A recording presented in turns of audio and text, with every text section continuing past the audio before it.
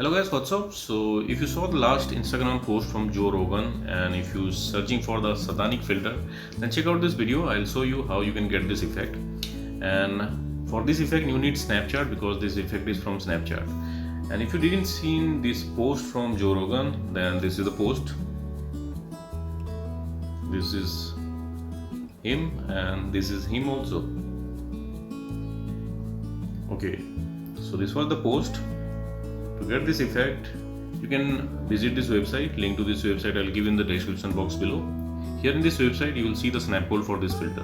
If you're browsing this website in your laptop or PC, you can scan the snap code with your Snapchat mobile app. And if you're browsing this website, just tap on the snap code and open it with Snapchat.